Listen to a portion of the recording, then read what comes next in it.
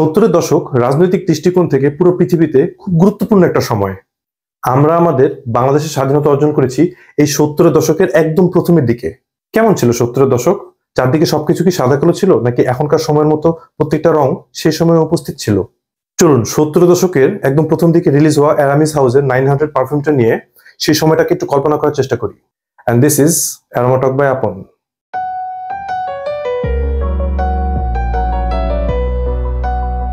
Aramis American একটি luxury niche perfume brand, যেটার mother company হলো এস্তে লডার।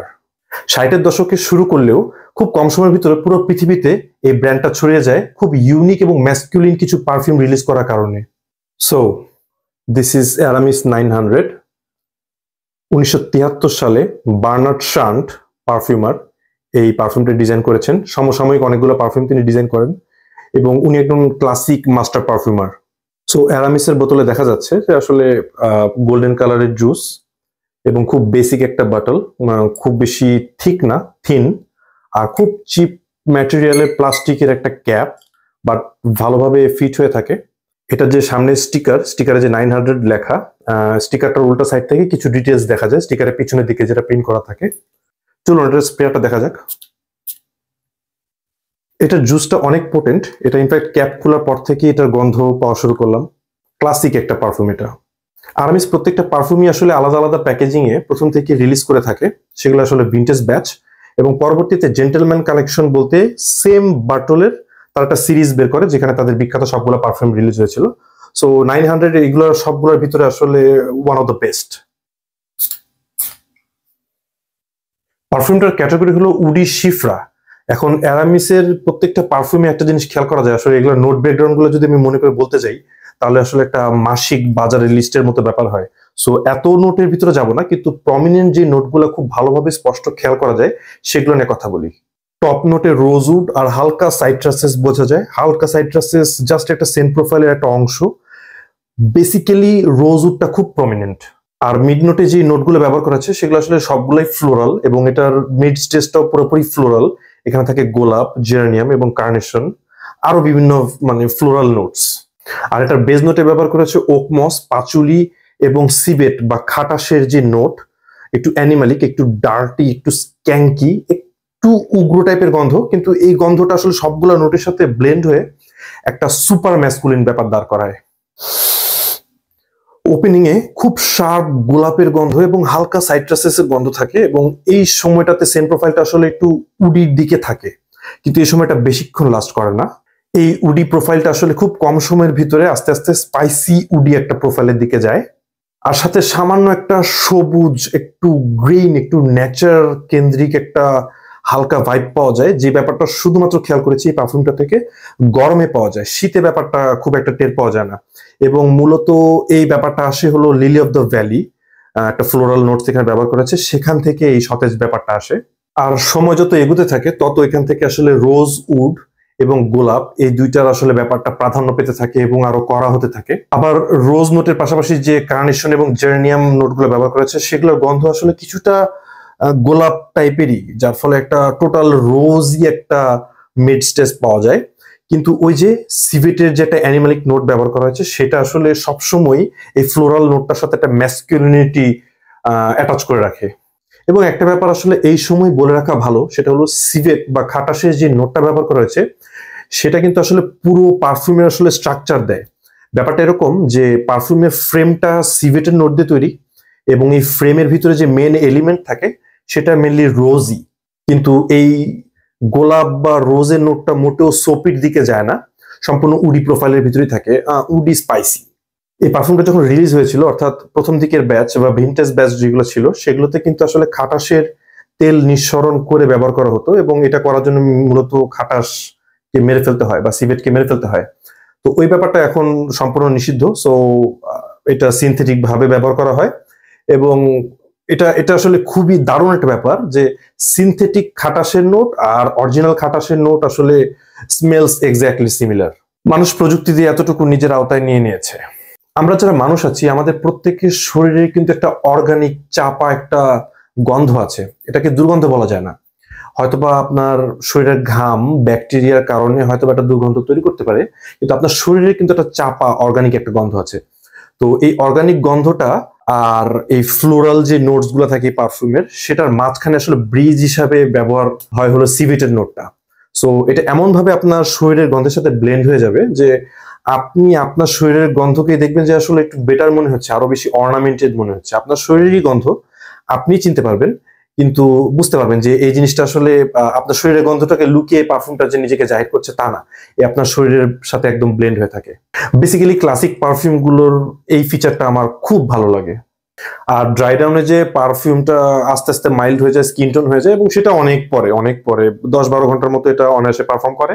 সো আমি সকালে অফিসে যখন দিয়ে যাই, সেক্ষেত্রে হলো রাতে এসে দেখি যে এটা আসলে একটা স্কিন টোন হয়ে গেছে, এবং রোজ, পাচুলি, সিভেট সবচুর নোট আসলে অনেক সাবডিউড হয়ে খুব হালকা হয়ে স্কিনের সাথে লেগে থাকে।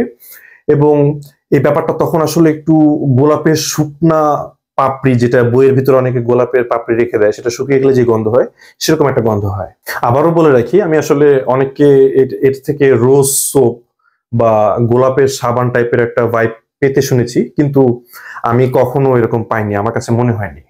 900 এর গন্ধ যখনই নাকে আসে, তখন আসলে আমার কিছু কথা মাথায় আসে প্রথমেই। সেটা হলো গোলাপ, অ্যানিমালিক, ডার্ক, মিস্টেরিয়াস, আবার খুব পরিচিত। পারফিউমটা মোটেও মাল্টিফ্যাসেটেড না বা নন লিনিয়ার না, অনেক বেশি যে ডেভেলপ হয়, অনেক বেশি নোট চেঞ্জ করে বা ফেস চেঞ্জ করে বা গন্ধ পরিবর্তন করে, এরকম না। আবার শরীরের সাথে ব্লেন্ড হয়ে এটা খুব সুন্দর একটা সেন্ট প্রোফাইল তৈরি করে, যেটা কিনা একটু ডেভেলপমেন্ট পায় সময়ের সাথে। সো এটাকে পুরোপুরি লিনিয়ার পারফিউমও বলা যায় না।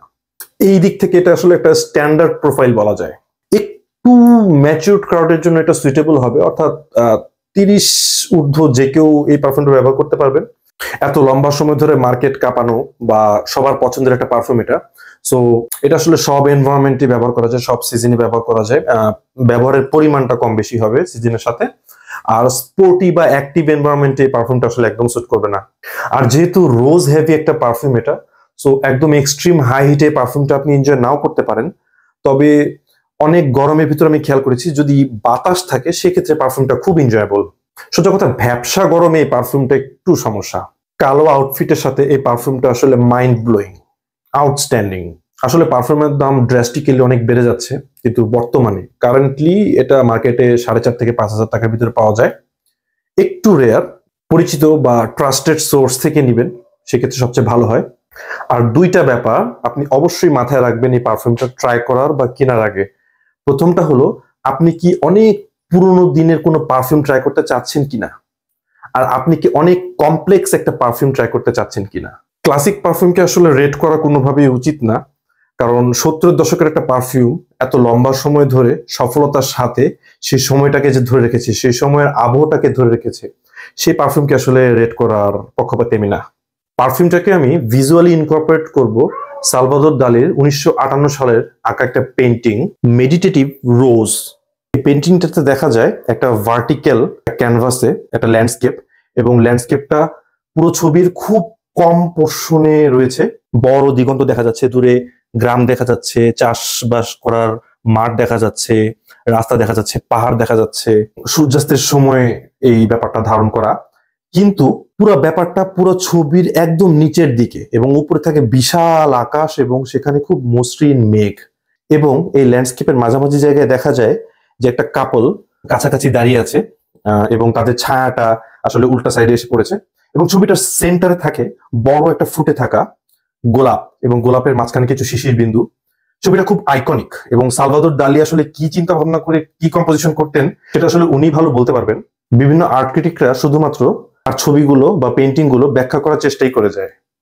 তবে এই কম্পোজিশনে গোলাপটা এতটাই প্রাণবন্ত যে আপনার মনে হবে যে গোলাপটার গন্ধ আপনি পাচ্ছেন। তো এই পেন্টিং এর সাথে আমি আসলে অ্যারামিস 900 কে ইনকর্পোরেট করছি। আর অ্যারামিস 900 কে আমি মিউজিক্যালি ইনকর্পোরেট করবো 1976 সালে আমেরিকান ব্যান্ড ইগলের বের হওয়া খুবই বিখ্যাত একটা গান, যেটা আপনারা অবশ্যই শুনেছেন, আরেকবার শুনে ফেলুন। গানটা হলো হোটেল ক্যালিফোর্নিয়া। এই গানটা মূলত আমেরিকান কালচার, পাশাপাশি একটা ভৌতিক গান, একটু রহস্যময় গান, একটা মুহূর্ত বা একটা সময়কে তুলে ধরার মতো গান। এবং এই গানটার সাথে এই পারফিউমটাকে সামহাও আমি খুব বেশি কানেক্ট করতে পারি। 70-এর দশকে সব পারফিউম হাউসগুলো কেন যেন ফ্লোরাল বা বারবার শপ টাইপের পারফিউম বের করার দিকে বেশি ঝুঁকেছিল এবং সেই সময় সবার থেকে আলাদাভাবে একটা মুভমেন্ট নেয় আরামিস এই 900 পারফিউমটার মাধ্যমে। তারা অ্যানিমালিক ফ্লোরাল একটা পারফিউম রিলিজ করে তার অডিয়েন্সের জন্য। ক্লাসিক পারফিউমের ব্যাপারে যদি আগ্রহী হন তাহলে অবশ্যই অ্যারামিস 900 ট্রাই করবেন। ধন্যবাদ সাথে থাকার জন্য। দেখা হচ্ছে পরবর্তীতে অন্য কোনো পারফিউম নিয়ে।